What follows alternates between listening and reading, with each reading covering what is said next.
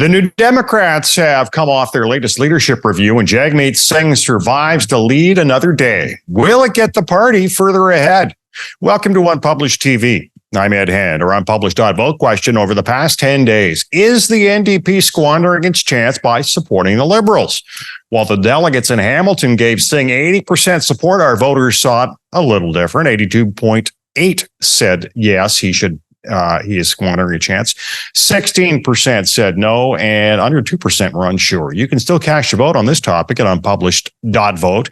Don't forget to email your MP afterwards using our tool to tell them why you think what you do. All comments on the Unpublished.ca website will be entered into a draw for a free Unpublished.ca annual membership. You can log on and vote right now at Unpublished.Vote and have your voice heard. And joining us to discuss Singh's survival and how the NDP wants to exert influence in the next election, Tom Parkin is an NDP strategist and commentator.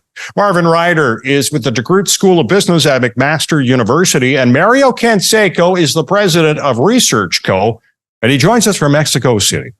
Tom, now, let's talk about the convention. First off, what did you get from the mood of that? There were different moods at different moments. Obviously any convention, any political party wants to set a positive mood, wants people to leave feeling like they want to pick up a canvas kit and go out there and knock on doors. And so the party was effective to a certain extent to be able to do that. They did get out their message around pharmacare. They did talk about the relationship with the Liberals, I think successfully pulling that tension a little bit, which is needed. On the negative side, their current events around the world and between Palestine and Israel created a distraction. Though I would say the party passed a very well crafted resolution condemning Hamas's terror attacks and also calling for peace. So I think there was a distraction caused, but which added to it. There was a tension because of that on the convention floor, but mostly it was frustration, I think, of people feeling that because they have a certain view that they're allowed to dominate the discussion, and obviously their view was not the one upheld by any means. So like any convention, you got to put up with events. And some planning goes awry, but most of the planning, I think, they got their message out. Marvin, Jagmeet Singh has seen his delegate support slip over the last three leadership votes, 91, 87, now down to 80%. Is this a trend, or perhaps maybe the NDP delegates are just a little fatigued? Well, I think it is a trend, but it's a trend not of Jagmeet's creation. What you have right at the moment is you've got two opposition parties in the PCs and the NDP who are watching the governing party, the Liberals, kind of shooting themselves in the foot over and over and over again. And so the rank and file members are just all chomping at the bit. Let's get out there. Let's have another election. Bring them down. They're vulnerable. It's kind of like the lions looking at the vulnerable wildebeest in the desert there kind of thing. Having said that, there's a reality here, and the reality is that elections are expensive things to do, and the NDP are not necessarily, forgive me, Tom, they're not necessarily in the best from a health standpoint financially. There's still debts that were lingering from the 2021 election, and this is why they decided to craft, I think, this agreement with the Liberals to say, here are some things we need you to do for us to support you. But in exchange for that, we won't bring you down. They'll give us a chance to regroup. They'll give everyone else a chance to regroup. Again, the risk of that, of course, is that the Liberals could, and that's a big word, could finally stop shooting themselves in the foot. And therefore, they could become a much more formidable foe if an election is held, say, a year from now in 2024. So do you think maybe the agreement between the two parties was more to, I guess maybe from the NDP perspective, to obviously avoid an election, but avoid something that they could not afford financially? I'm going to say yes to that, but frankly, this is true for all the parties. That was an expensive election in 2021. The Conservatives have bounced back the fastest. Pierre Poilievre, to his credit or blame, is a very effective fundraiser. So they're probably in a pretty good place fiscally. But both the Liberals and the NDP came out of that election impoverished, and they needed time to refill the coffers. So I think it's a combination of we have a chance to affect some amount of policy. Let's strike a deal to do that, and at the same time, buy us some time to rebuild the pots.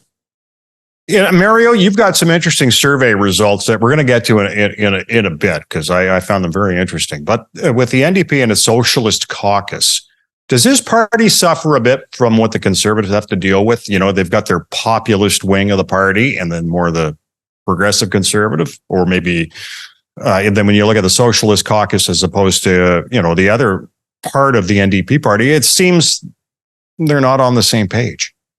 It's been a little bit disjointed, and I think part of the problem has been, in a way, the quality of the candidates at the writing level. Some of the discussions that we've seen, the vetting of the candidates, which is usually complicated, and you always find somebody who said something on social media and they end up stepping away. That has been one of the concerns. I think they have a couple of things going for them, which is the success of the NDP in British Columbia. There hasn't been a change in the way people feel about governance after John Horgan stepped down and David Eby came in. There's a victory in Manitoba. So you could point at a couple of things and say, we are the party that is going to get things done.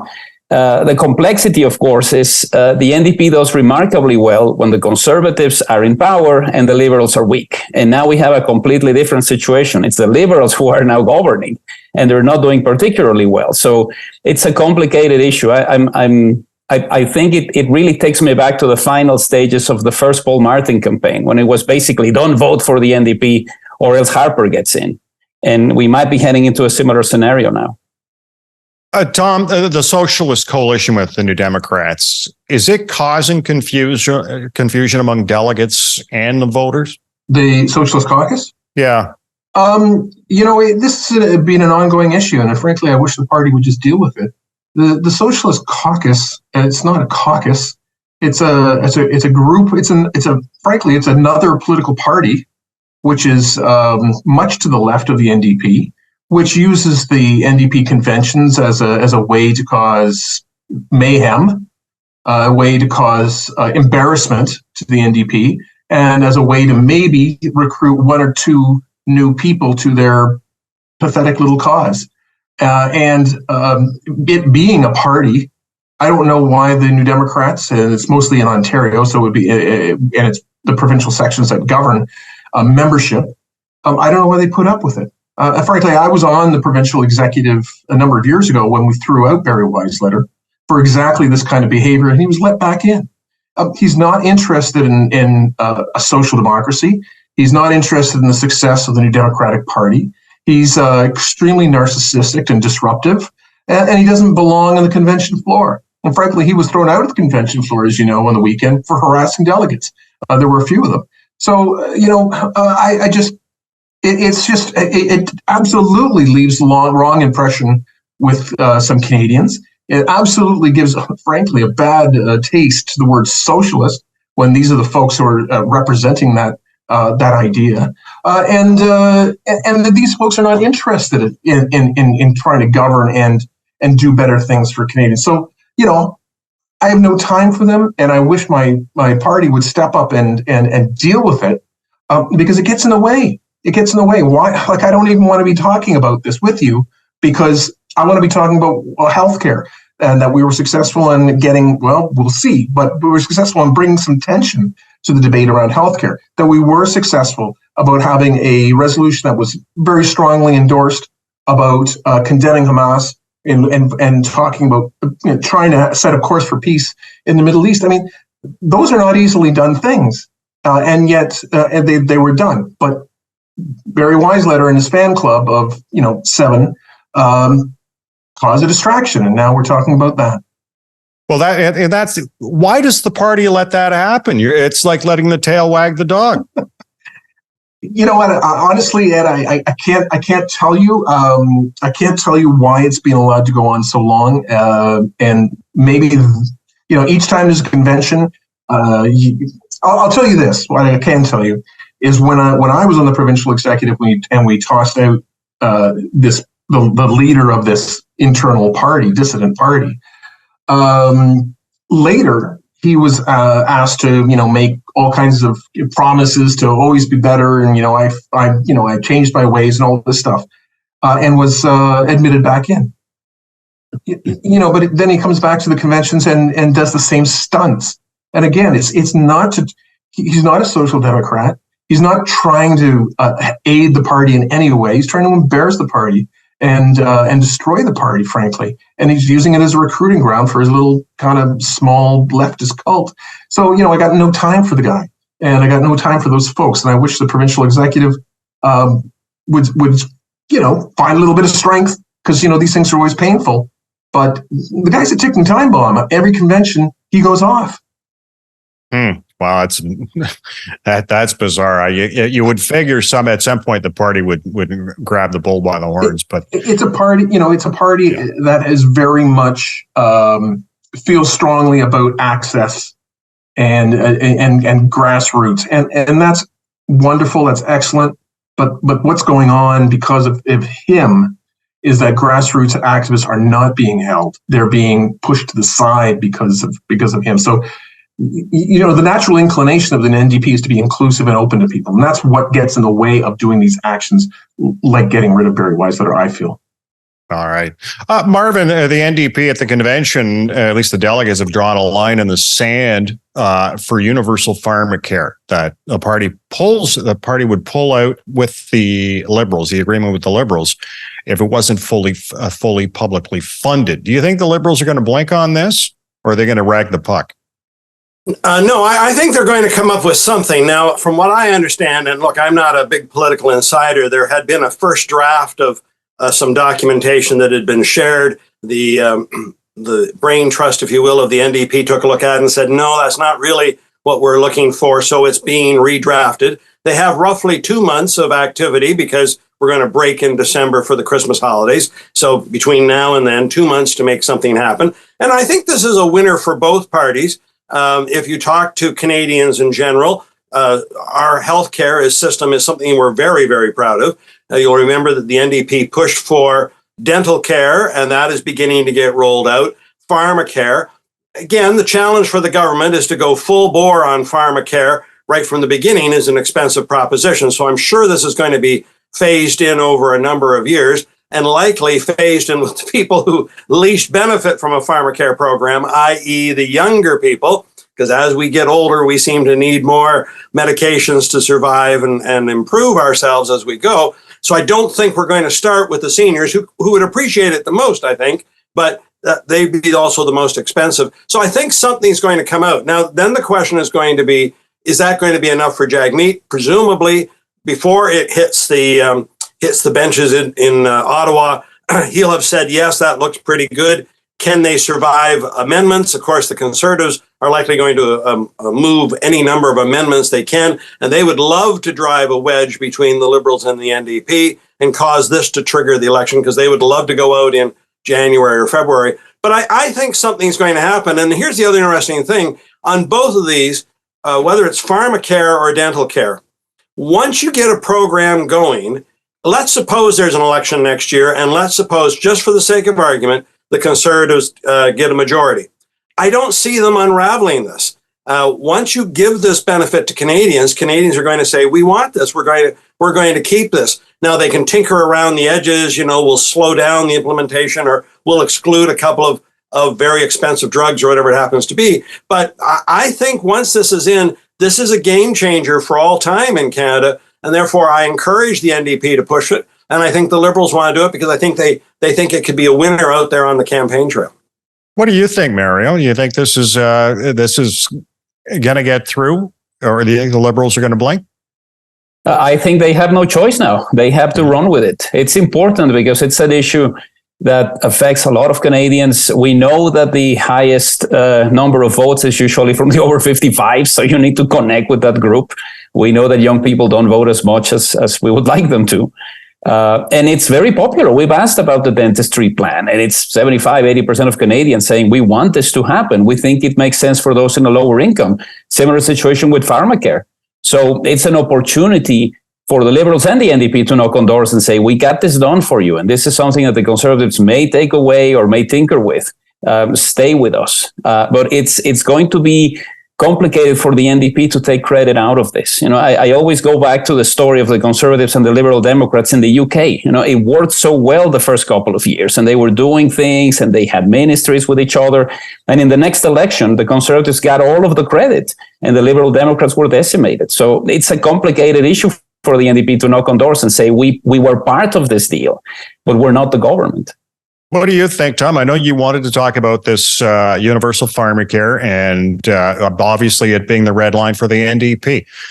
Do you think it's going to actually boost the party's success in the next election, whenever that might be? Yeah. Oh, well, I do, but I think there's also something a little deeper here, and I would love to hear the other panelists' thoughts on this. One of the questions that was settled on the weekend was the level of support for Jagmeet Singh as leader, and he got an endorsement there. A lot of people, conservatives, would like to see him. I see them on social media. You got to get rid of him and stuff like. Well, in fact, he's a pretty popular leader. If you look at polls, maybe not in southeastern. Manitoba or something, but in main urban centers where the NDP is competitive, he's a plus. So, but we're also in this situation where the Liberals have come down quite a bit from 33 last time to maybe 27 or 28 now, and that hasn't benefited the NDP. The NDP are about where they were before. That vote has gone to the Conservatives, and so this is what I think is interesting and strange. Usually, we would look at vote switchers and say the largest group of vote switchers are New Democrat Liberal vote switchers. Where are those people? Why did they not switch? Who were these people who switched to the Conservatives, who are apparently a small, or traditionally, polling shows, a small group of vote switchers? So are these NDP Liberal vote switchers still latent inside the Liberals? And the question is, can they be brought out by the NDP at some point? What is blocking them? And I'm going to throw a theory out, please rip it apart as you see fit. But I think Mr. Poilievre has done a very effective job at his NDP Liberal coalition rhetoric. And polarization is an advantage when the leader of one pole, the Liberals, is very unpopular. So while people are running away from that side of the equation, where do they feel they can run to? They are feeling like if they run to the NDP, they're really running back into the arms of the same leader that they don't like, Mr. Trudeau. Poilievre has been effective that way. So and New Democrats have been stifled. So how do New Democrats break that polarization? And I think the answer lies in trying to open up that gap between Mr. Singh and Trudeau, creating tension into the story, moving from a polar situation to more of a triangle, which might also create the potential of drawing back some votes that may be sitting with Mr. Poilievre for anti-Trudeau reasons. And so the tension that could be created around a pharmacare plan, and whether, as Don Davies says, the Liberals are trying to weasel out, or whatever, building some tension around these points and difference, and opening up that polarization in more of a triangular shape could benefit. So this is how I see the problem. Whether the individuals in the leadership positions change, I don't think, if Mr. Singh changed, I think he's popular. Changing would change nothing, because the underlying difficulty is this strategic position that Mr. Poilievre has put them in. Marvin, what do you think about Tom's theory? Well, let me just put a slightly different spin on it, if you don't mind. I have a saying, he who never does anything can never do anything wrong. And when you are Mr. Poilievre, you're not doing anything. Your mission is just to keep poking and poking and poking and poking and poking. And today we have, to me, as a business professor, we have an okay economy. It's not great, but it's not in terrible shape. We're not in a recession. We still have full employment. Inflation has been coming down. No, not where it should be, but it has come down. I was just recently in Denmark. If you think things are expensive here, think $3 a liter for gasoline in Denmark.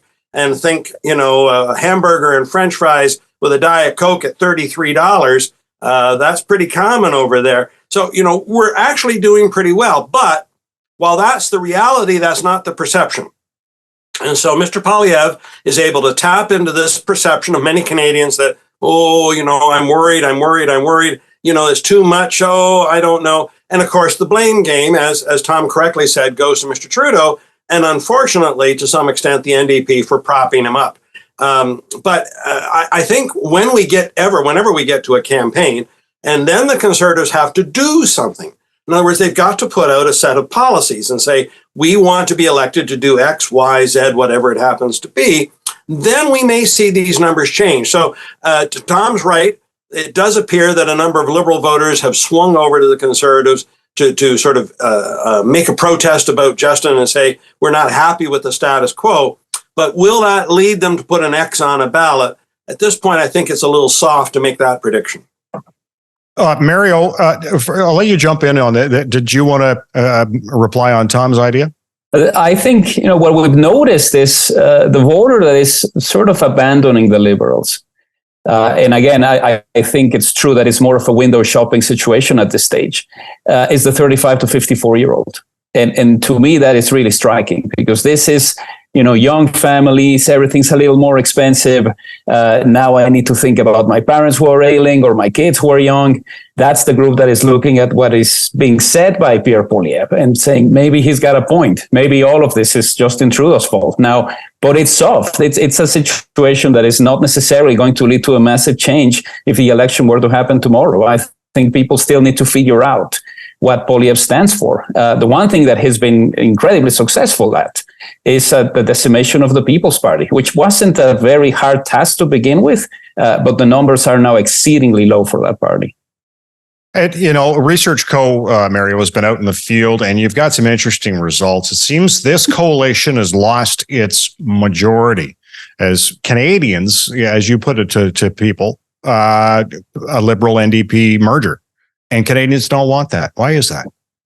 Well, we have 36% of decided voters who say, I would put my eggs on the ballot for a Liberal NDP coalition, sort of, or a new party that is created. And this still leaves them way behind the Conservatives. So part of what happens is people from both sides are turned off by this idea. Liberals who go, I don't want to be with the NDP. NDPers who go, we don't want to really merge with the Liberals. But the level of support, even for something like this, because this is something that happens a lot in punditry. Well, if you add the NDP to the Liberals, that would mean that we get to 75%. No, it doesn't work that way. And part of the complexity here is we also asked about specific scenarios. Do you want to do what Stéphane Dion and Elizabeth May did in 2006? We only run in areas where we can win. And this way we can assure that there's a center-left option in your riding. And then we can form some sort of coalition. People didn't like that either. And the one area where it changes drastically is in Quebec. When we ask about the united NDP Liberal Party under Jagmeet Singh, the numbers plummet in Quebec. Trudeau does a lot better, certainly not a lot better as far as pushing the national numbers up, but that is where the difference is. The other area that is striking for me is BC, where in the two options, we have the Conservatives at 49 and 50%. They haven't gotten that level of support since Stockwell Day in 2000. So maybe something is afoot in the West. Wow. That's pretty incredible. Tom, what do you think about that? Like, the idea about the Liberals and the NDP, if they did merge, which most Canadians don't want to see, still wouldn't give them leverage against a Conservative right now. It looks like a Conservative juggernaut. Well, I think Mario pointed out that it's a pundit fantasy, but it's just not real. I mean, the New Democratic Party and the CCF before were created because of the Liberals, because many people didn't feel like the Liberals were living up to their word, and that's still a big driver of NDP support is that Liberals say things, but then they don't do things, and so we need the NDP to be there to force them to do things, and that's what Singh's doing right now. It's what Layton did, it's what Broadbent did, it's what Lewis did, it's what Douglas did. That's what the NDP is here for. I also think there's a very strong anti-incumbent mood because there's another interesting dynamic. We just had, an election in Manitoba where the New Democrats scored 46% of the vote. To the Conservatives, 42, I think. And the Liberals, I think got one seat. And what's interesting here is that Heather Stefanson's government went down, convincingly so. And yet, if we had a federal vote, the people of Manitoba would be voting Conservative. We have a popular NDP government in British Columbia. Yet, if we had a federal vote, British Columbians apparently would vote Conservative. We have a Conservative premier in Ontario, who seems to be falling in the polls as fast as corruption will push him. But I think there's more to it than that. And you've got Higgs in chaos. And even Legault is far down from where he was in his election of, 18 months ago?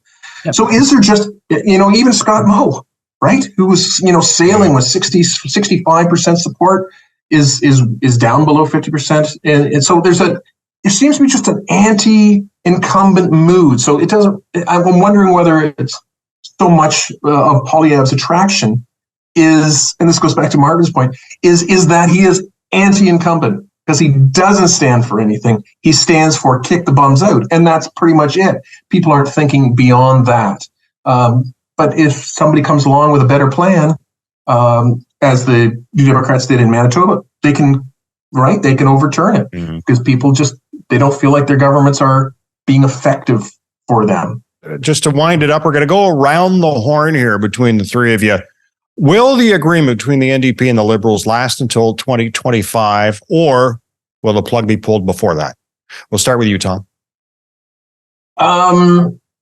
Very good chance it won't last to 2025. Though, of course, it all has to do with policy being completed, the policy in the agreement. On one hand, the New Democrats, if they felt like they were up in the polls, and we're yet to see that, but if they felt they were up in the polls, they would look to pull the pin and try and take advantage of the situation.